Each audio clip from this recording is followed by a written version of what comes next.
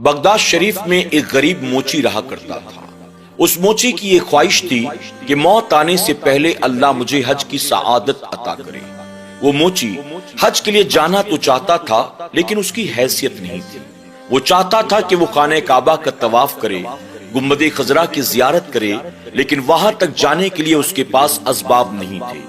उस गरीब मोची ने हज पर जाने की नीयत से पूरी जिंदगी एक एक रुपया करके जमा किया, यहाँ तक कि एक तवील अरसे के बाद उसके पास इतनी रकम जमा हो गई जितनी रकम से वो बाआसानी हज के लिए जा सकता था। जब उसने देखा कि मेरे पास पैसे इकट्ठा हो चुके हैं, तो उसने हज पर जाने की तैयारी शुरू कर दी। यहाँ तक कि उसने एक दिन अपने घर तमाम लोगों को जमा करके उनकी दावत की। दावत में उसके पड़ोसी भी आए, उलमा भी आए, रिश्तेदार भी आए, दोस्त अहबाब भी आए।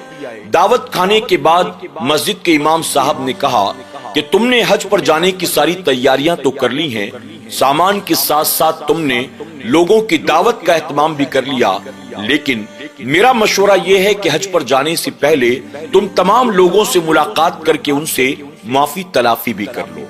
यानी अगर तुमने किसी का दिल दुखाया है, अगर तुमसे कोई नाराज हुआ बैठा है, तो तुम हज पर जाने से पहले उससे माफी मांग लो। इमाम साहब के मशवरे पर दूसरी सुबह उठने के बाद उस गरीब मोची ने एक एक आदमी के घर पर जाकर उनसे माफी तलाफी करनी शुरू की।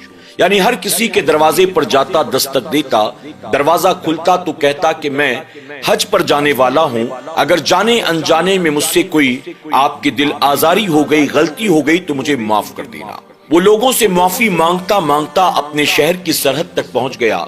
उसने देखा कि वहां पर भी एक मकान मौजूद है। अब उसने सोचा कि मैं इन्हें जानता पहचानता तो नहीं हूँ, लेकिन जहां मैंने सबसे माफी तलाफी की, चलो इनसे भी माफी मांग लेता हूँ। वो जाकर उनके दरवाजे पर दस्तक देता है। अंदर से किसी खातून की आवाज आई, कौन? उस शख्स ने अपना नाम बताया और कहा, मैं हज पर जाने वाला हूँ, आपके पास मैं माफी मांगने के लिए आया हूँ।